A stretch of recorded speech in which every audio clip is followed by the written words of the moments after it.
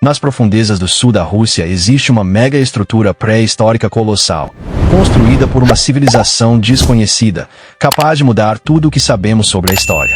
Bem abaixo do terreno gelado da Rússia repousa uma estrutura ancestral que antecede qualquer civilização conhecida. Suas paredes apresentam uma precisão antinatural, impossível de ser reproduzida com ferramentas antigas, e sua função permanece um mistério absoluto. Qual seria a idade disso? Ninguém sabe ao certo. Povos que viveram há 22.000 anos estariam construindo algo assim? O que realmente estava acontecendo naquele período? Os pesquisadores não se sentem ameaçados pelo que é visível. O que causa inquietação é aquilo que foge à compreensão. Algo extremamente antigo permanece adormecido sob a superfície, desafiando todas as explicações e os limites do conhecimento humano. Quem criou isso? Uma civilização perdida. Uma cultura muito à frente de seu tempo, ou algo ainda mais perturbador. Vamos explorar as evidências, as teorias e os mistérios que tornam essa uma das descobertas mais inquietantes do planeta. O Poço de Kahora, onde engenharia, mito e conflito histórico se cruzam. Assim que as imagens do Poço de Kahora começaram a circular na internet, seu anonimato silencioso desapareceu. Documentários, podcasts e investigações extensas no YouTube passaram a explorá-lo quase imediatamente. O público se sentiu atraído pela combinação de perigo extremo, lendas antigas e um enigma de engenharia que parecia completamente fora de lugar. Cordas descendo em um abismo vertical, imagens aproximadas de paredes assustadoramente lisas e entrevistas com pesquisadores visivelmente abalados transformaram o poço em uma obsessão recorrente para contadores de histórias ao redor do mundo. E não demorou para que pesquisadores sérios também voltassem sua atenção para ele. Exploradores, arqueólogos, engenheiros e historiadores começaram a notar algo inquietantemente familiar. Nas profundezas das montanhas do Cáucaso, as linhas limpas e as paredes polidas do poço lembravam uma das estruturas mais estudadas do planeta, a Grande Pirâmide de Gizé. A comparação não era superficial. A descida vertical precisa e o trabalho em pedra remetiam à grande galeria da pirâmide, onde blocos gigantes foram posicionados com tamanha exatidão que as junções quase não são visíveis até hoje. Isso levantou uma questão desconfortável. Coincidência ou conhecimento compartilhado? Construtores antigos, separados por distâncias imensas, poderiam dominar os mesmos princípios avançados de arquitetura.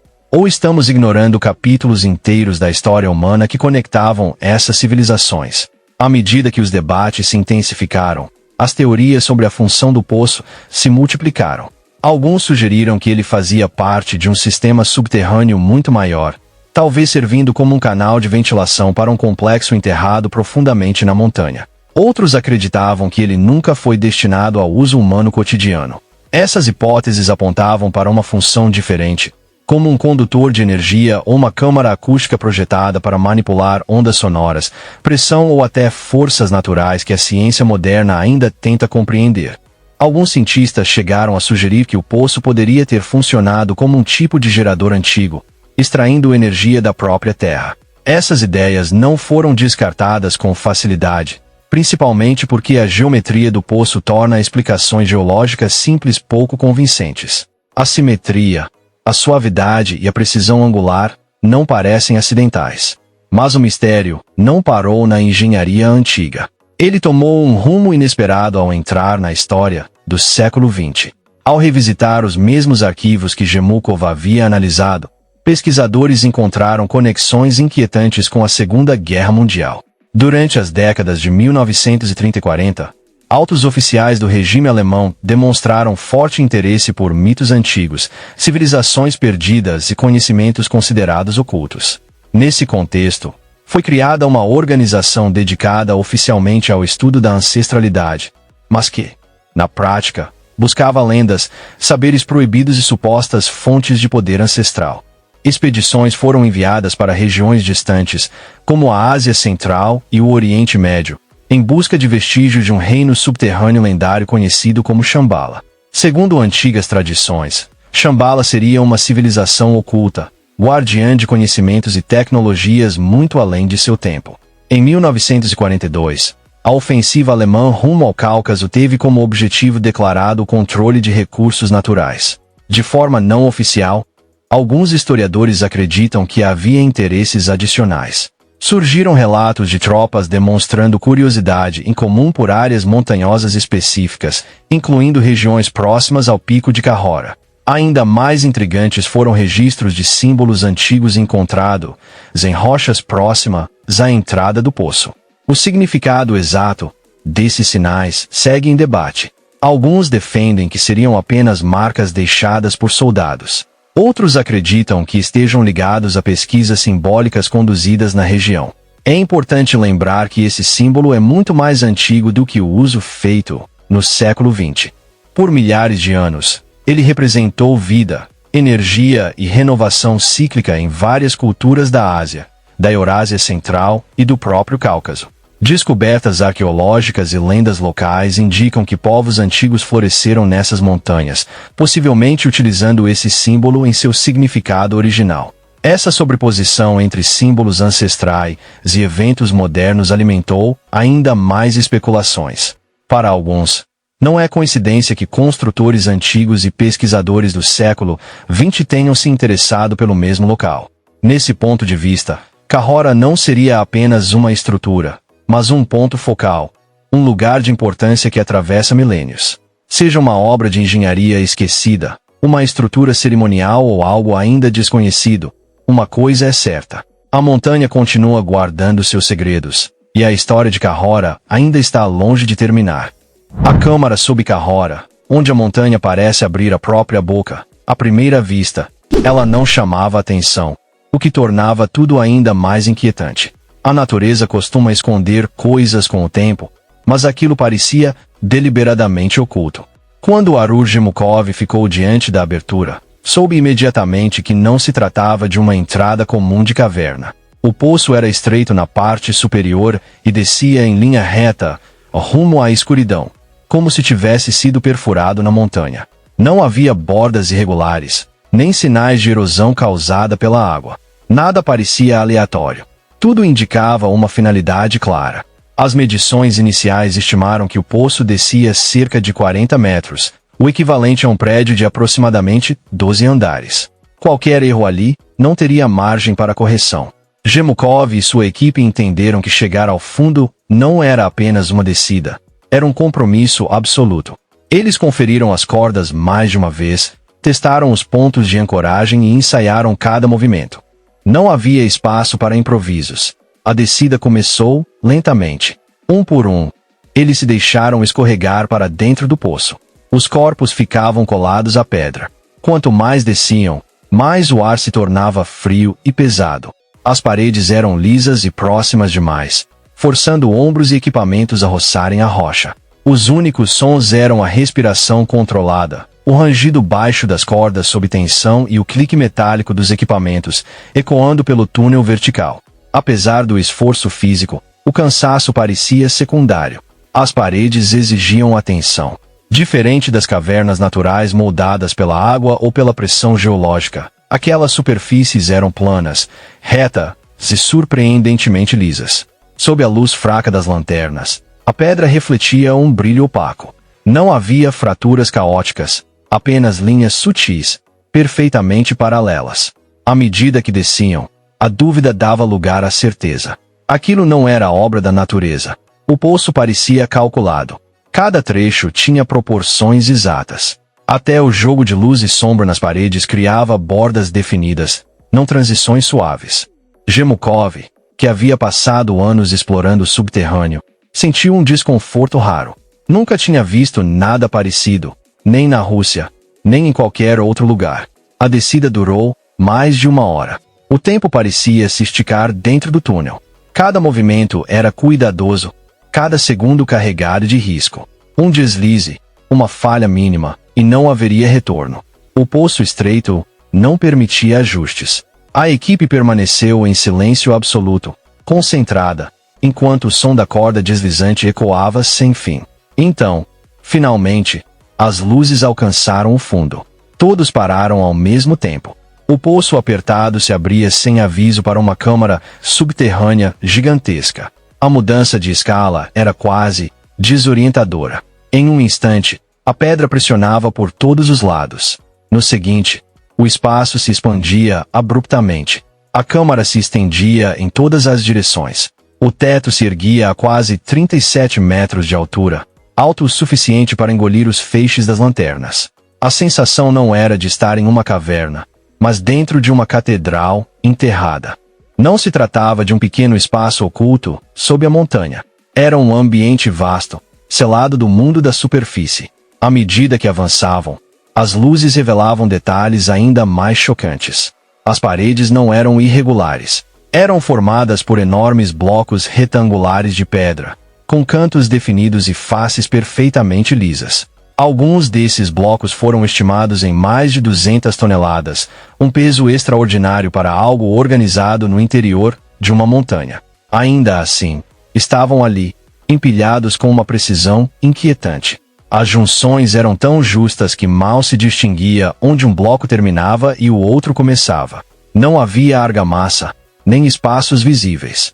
Apenas pedra encaixada com exatidão quase cirúrgica. Parecia menos uma construção e mais uma montagem. Peças posicionadas exatamente onde deveriam estar. Ao explorar mais, surgiram outros elementos. Grandes blocos verticais se erguiam como pilares em direção ao teto, como se sustentassem a câmara. Fossem estruturais ou simbólicos, reforçavam a sensação de que tudo ali havia sido planejado. Corredores estreitos se ramificavam a partir do salão principal, tão apertados que até o menor integrante da equipe tinha dificuldade para passar. Dentro deles, o padrão se repetia. Paredes lisas, ângulos limpos, cortes precisos. Não eram rachaduras naturais, mas entalhes deliberados. A percepção se impôs com força. Nada ali era aleatório. Cavernas naturais são caóticas por definição. Pisos irregulares, túneis sinuosos, formas moldadas pela erosão ao longo de milhares de anos. Cahora não tinha nada disso. Tudo era reto, nivelado e exato. Era como se a própria montanha tivesse sido moldada por mãos esquecidas, usando métodos que ninguém conseguia explicar. Junto ao fascínio, vinha o perigo. A equipe já havia passado mais de uma hora descendo, e a subida seria muito mais exigente. O único acesso vertical acima deles exigia concentração total. O cansaço não podia ser ignorado, mas também não podia dominar. A câmara, apesar de grandiosa, não era segura. Não havia luz natural. A circulação de ar era limitada e existia apenas uma saída estreita. O silêncio era opressor. Qualquer som se propagava demais. Gotas de água, tecido se movendo, metal tocando levemente a pedra. Tudo ecoava, ampliando a tensão. Parados sob o halo fraco das lanternas, Gemukov e sua equipe compreenderam algo com clareza. Eles não haviam encontrado apenas uma caverna. Tinham entrado em algo construído. E quem quer que tivesse criado aquilo era muito mais antigo e muito mais capaz do que se imaginava. Algumas descobertas se recusam a permanecer escondidas. O Poço de Cahora é uma delas. Cada nova tentativa de explicação apenas aprofunda a história, tornando-a mais densa, mais sombria e ainda mais estranha. O enigma do Cáucaso, a passagem montanhosa da Rússia que nunca deveria ser encontrada. No alto das montanhas do Cáucaso do Norte, existe algo silenciosamente inquietante. Algo tão incomum que até pesquisadores experientes ficaram imóveis ao se depararem com isso pela primeira vez. Não é um mistério que se anuncia com avisos ou sinais. Ele simplesmente existe, esculpido na rocha, esperando que os curiosos e corajosos o percebam. No sul da Rússia fica Kabardino-Balcária, uma região tão impressionante quanto implacável. Escondida no interior da cordilheira do Cáucaso do Norte, ela abriga alguns dos picos mais altos e dramáticos da Europa. Acima de todos se ergue o Monte Elbertris, elevando-se a mais de 5.400 metros de altitude. Mesmo durante o verão, seu cume permanece coberto por gelo e neve, brilhando ao sol como um guardião silencioso de uma terra ancestral. À distância, é belo. De perto, é implacável. O terreno não perdoa. Cristas íngremes cortam a paisagem, vales despencam na escuridão e rios rasgam cicatrizes profundas na rocha. As florestas são tão densas que a luz do sol mal alcança o solo. Por séculos, Kabardino-Balcária foi conhecida como um lugar que testa os limites humanos. A terra molda seu povo, e a resistência é praticamente uma exigência para sobreviver. Viajantes que cruzaram o Cáucaso ao longo do tempo escreveram sobre sua força bruta, seu isolamento e a coragem silenciosa de quem o chama de lar. Mas além do cenário dramático e do modo de vida rigoroso, existe algo mais entrelaçado à identidade da região: as histórias. Kabardino-Balcária, assim como grande parte do Cáucaso, abriga diversos grupos étnicos, cada um com suas próprias línguas, tradições e crenças. Juntos, eles preservaram uma rica coleção de mitos, relatos que sugerem segredos enterrados nas profundezas das montanhas. Não são apenas histórias sobre espíritos ou guerreiros lendários. Muitas falam de túneis ocultos, cavernas intermináveis e passagens subterrâneas que se estendem muito além do que a natureza deveria permitir. Algumas lendas descrevem comunidades inteiras vivendo sob a terra, refugiadas na escuridão para escapar de ameaças na superfície. Outras mencionam longos corredores de pedra, com uma precisão perturbadora. Segundo esses relatos, as passagens teriam sido moldadas por mãos habilidosas, usando ferramentas muito mais avançadas do que se esperaria da antiguidade. Por gerações, essas histórias foram contadas ao redor do fogo em noites geladas, repetidas até se tornarem parte da vida cotidiana. Com o tempo, folcloristas as registraram, preservando detalhes que poderiam ter se perdido. Muitos as trataram como pura imaginação, mas alguns acreditavam que esses relatos escondiam fragmentos de verdade. O interesse por essas lendas cresceu ao longo do século XX. Exploradores, historiadores e cientistas voltaram seus olhos para o Cáucaso, esperando descobrir o que ainda poderia estar escondido sob suas montanhas. Durante o período soviético, a região foi amplamente mapeada, principalmente por causa de seus recursos naturais, como petróleo e minerais. Mapas foram traçados, relatórios escritos e expedições realizadas. Ainda assim, grandes áreas permaneceram pouco compreendidas. Os moradores locais continuaram relatando poços estreitos que mergulhavam fundo na rocha sólida. Blocos de pedra alinhados como tijolos e passagens tão perfeitamente moldadas que não pareciam naturais. Essa sobreposição entre folclore e formações estranhas chamou a atenção de pesquisadores dispostos a ir além das explicações convencionais. Um deles foi Artur Gemukov, um pesquisador de cavernas russo fascinado desde cedo pelo que existia abaixo da superfície. Ao longo dos anos, ele explorou cavernas por toda a Rússia, ganhando reputação por sua determinação. No final dos anos 2000, Gemukov já era conhecido por se aventurar em locais remotos e perigosos, evitados por muitos. O que o diferenciava não era apenas coragem. Ele acreditava que as histórias antigas tinham valor. Enquanto muitos cientistas descartavam o folclore, Gemukov o tratava como uma fonte de pistas. Ele comparava lendas com dados geológicos, registros históricos e mapas. Chegou até a estudar documentos militares da Segunda Guerra Mundial em busca de referências esquecidas ligadas aos mitos locais.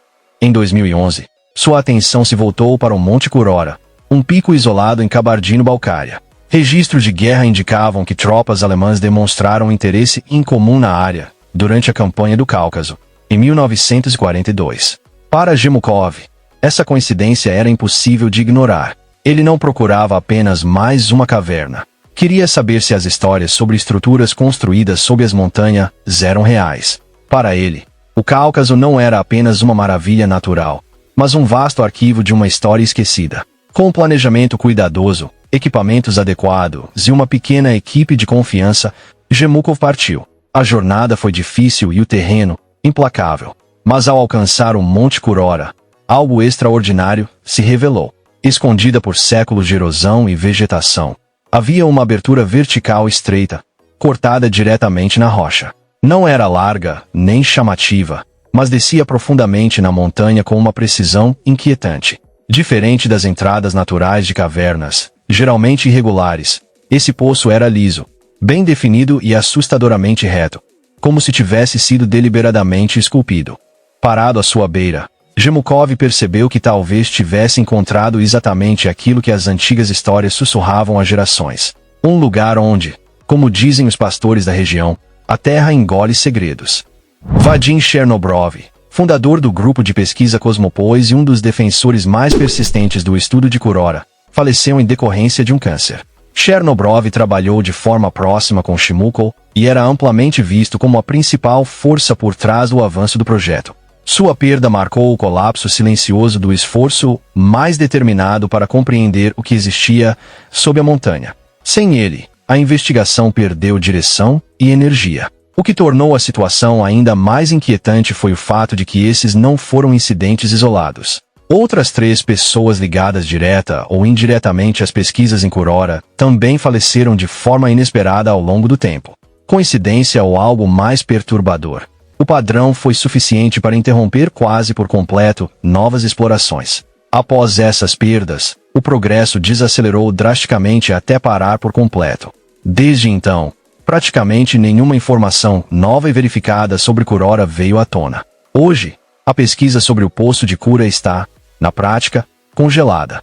Quando as descobertas iniciais surgiram, muitos acreditaram que seria apenas questão de tempo até que universidades, instituições arqueológicas ou até agências governamentais se envolvessem. Esse momento nunca chegou. A esperança de uma investigação oficial foi desaparecendo lentamente, ano após ano, sem anúncios, sem expedições e sem transparência. Até hoje, não existem mapas detalhados, artigos revisados por pares ou levantamentos científicos formais que expliquem o que realmente existe abaixo da superfície. Essa ausência de dados colocou Kurora em um limbo incomum. Para os cientistas, isso é profundamente frustrante. Sem financiamento, apoio institucional ou acesso a equipamentos adequados, não é possível chegar a conclusões significativas. Dados são a base da ciência, e Kurora ofereceu pouco mais do que fragmentos. Para o público, porém, o silêncio teve o efeito oposto. A falta de respostas apenas ampliou o mistério. Kurora saiu do foco acadêmico e entrou no território da especulação, onde a imaginação próspera. O que resta hoje são peças dispersas do que um dia foi considerado uma descoberta revolucionária. Entre as mais intrigantes estão as fotografias feitas por Alexander Splashnov, que mostram formações geométricas e superfícies anormalmente lisas no interior profundo do poço.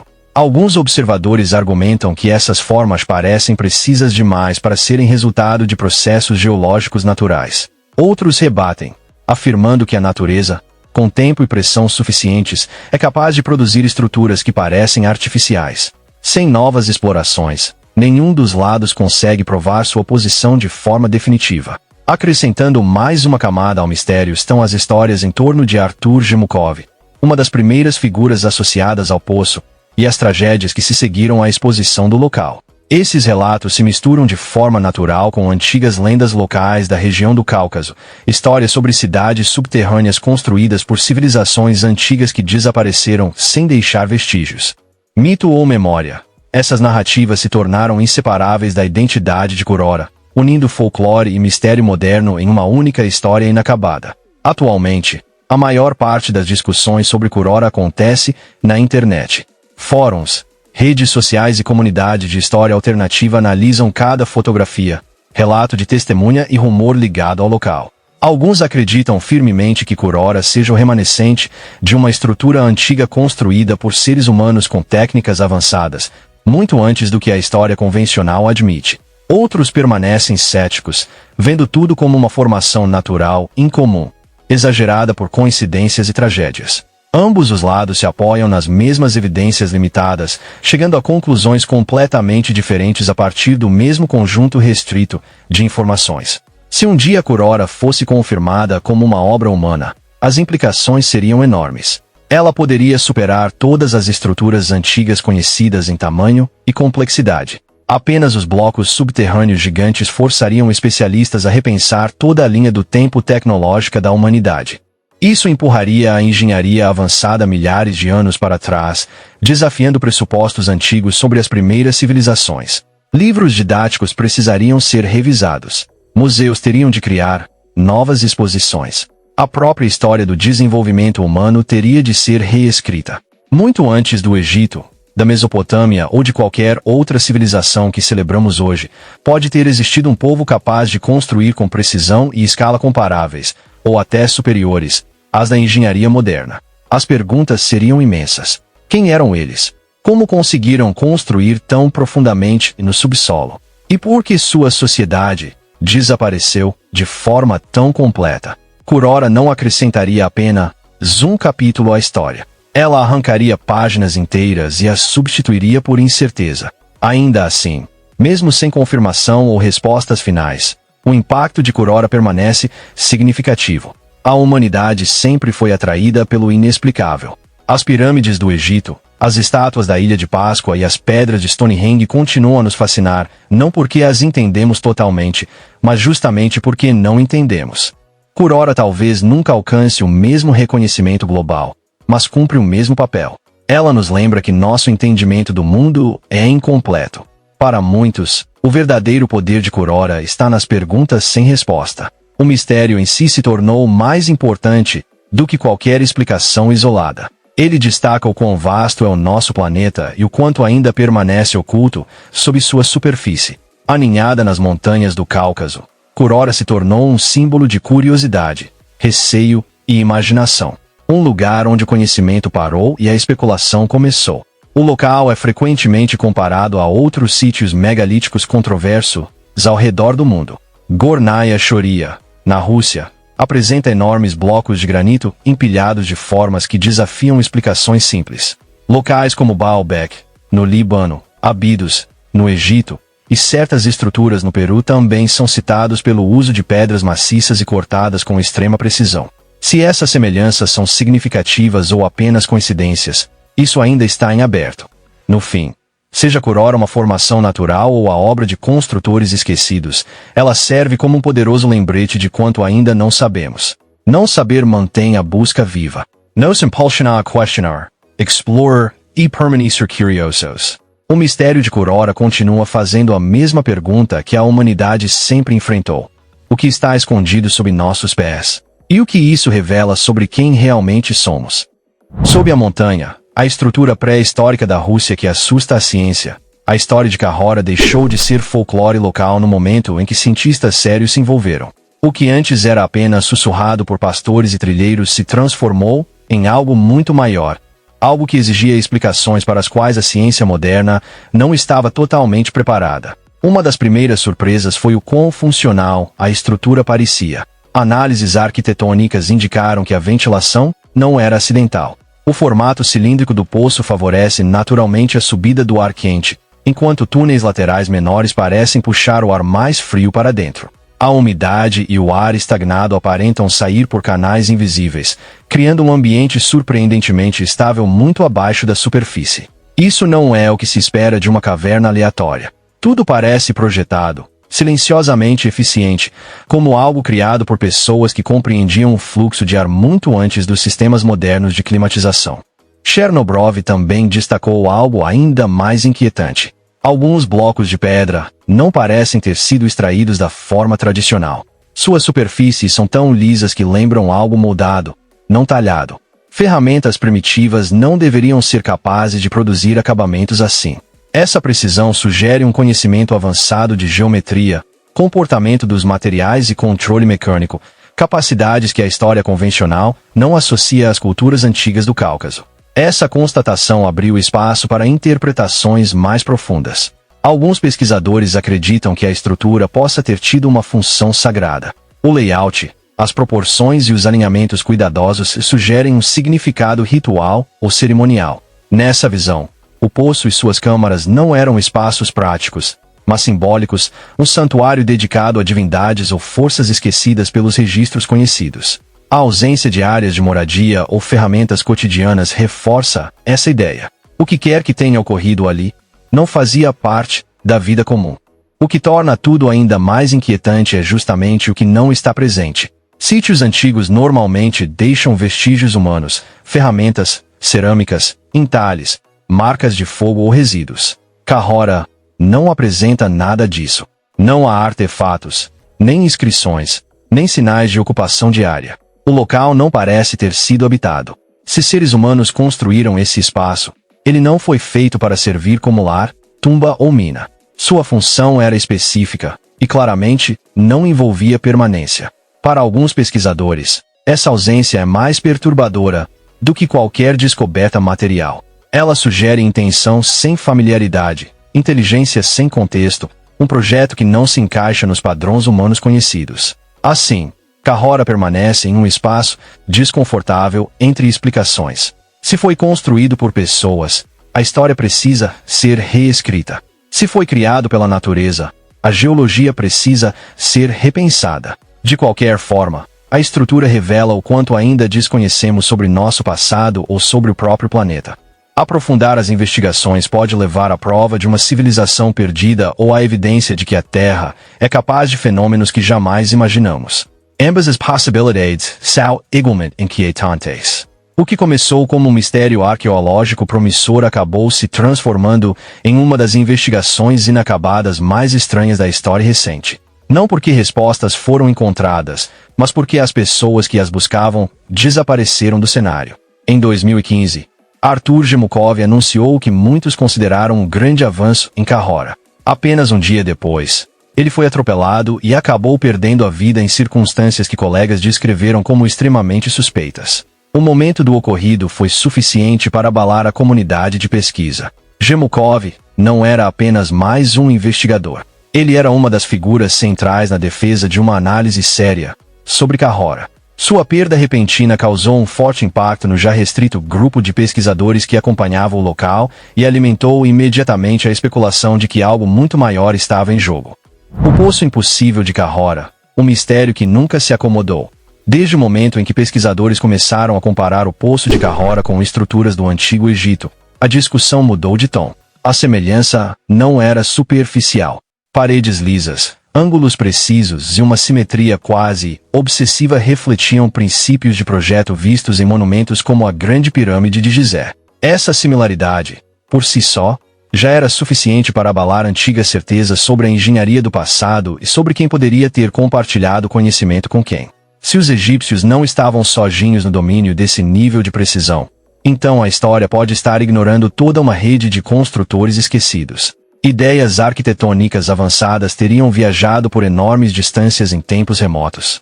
Teria existido uma conexão entre civilizações que hoje consideramos isoladas. Essas perguntas passaram a pairar de forma incômoda sobre cada nova medição feita dentro do poço. À medida que o debate crescia, as teorias se multiplicavam. Alguns pesquisadores sugeriram que o Poço de Cahora fazia parte de um complexo subterrâneo muito maior, talvez funcionando como um sistema de ventilação. A ideia não parecia absurda, já que grandes estruturas subterrâneas exigem controle de circulação de ar ainda assim.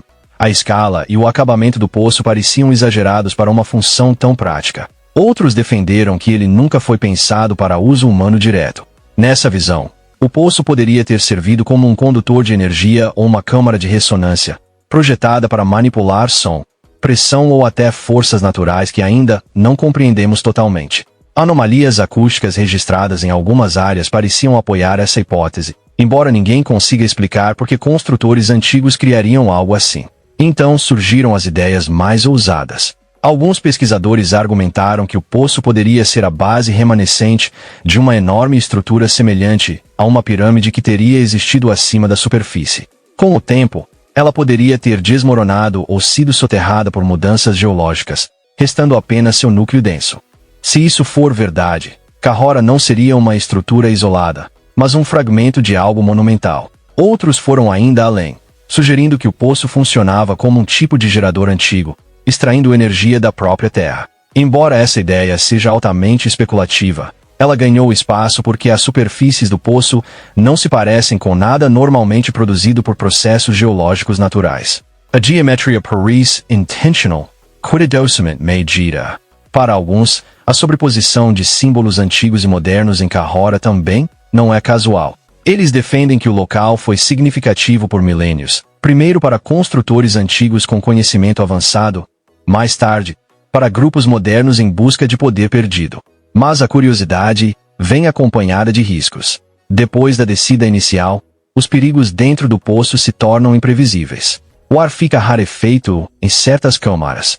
Correntes repentinas percorrem corredores estreitos. Mudanças de pressão desorientam até exploradores experientes. Histórias locais mencionam, em tom baixo, aventureiros antigos e alguns pesquisadores modernos que entraram e nunca mais foram vistos. A própria localização aumenta o perigo. Cahora está encravado em um terreno severo, onde o clima muda sem aviso e trilhas se desfazem rapidamente. Transportar equipamentos pesados é quase impossível, forçando as equipes a levar apenas o essencial. Muitas câmaras permanecem inexploradas, não por falta de interesse, mas porque alcançá-las pode ser extremamente arriscado. Ainda assim, as pesquisas continuam. Arthur Chernobrov realizou algumas das primeiras medições detalhadas, criando esquemas que revelaram o layout simétrico das câmaras. Mais tarde, o pesquisador Władysław Guska desenvolveu um modelo tridimensional que mostrou uma precisão vertical impressionante, mais parecida com uma instalação planejada do que com uma caverna natural. Nos anos recentes, as expedições passaram a usar tecnologia avançada. Drones, radares de penetração no solo e sensores modernos exploram áreas perigosas demais para seres humanos. Essas ferramentas ajudam a identificar túneis colapsados, anomalias de temperatura e vazios que podem indicar câmaras seladas sob camadas de rocha. Alguns sensores conseguem até detectar objetos metálicos ou cavidades artificiais profundas. Equipes da Cosmopol e engenheiros parceiros esperam que esses métodos revelem, finalmente, quem construiu o poço e por qual motivo. Até agora, porém, cada nova varredura parece gerar mais perguntas do que respostas. Geólogos ligados a universidades e levantamentos nacionais oferecem uma visão mais cautelosa. Muitos defendem que o poço pode ser resultado de processos naturais raros, semelhantes a formações verticais encontradas em regiões kársticas, onde pressão, fluxo de água e erosão criam cavidades profundas e grandes salões subterrâneos. São explicações cientificamente sólidas, mas que não encerram completamente o debate. Porque Cahora não apenas parece incomum. Ele transmite a sensação de intenção. E é exatamente essa impressão persistente que faz com que, apesar de dados, modelos e diagramas, o poço continue resistindo a uma explicação definitiva. Talvez seja por isso que os contadores de histórias sempre retornam a ele. Obrigado pela sua companhia. Aproveite e clique em um dos cards da tela para assistir a mais um vídeo. Não se esqueça de deixar o like e se inscrever no canal.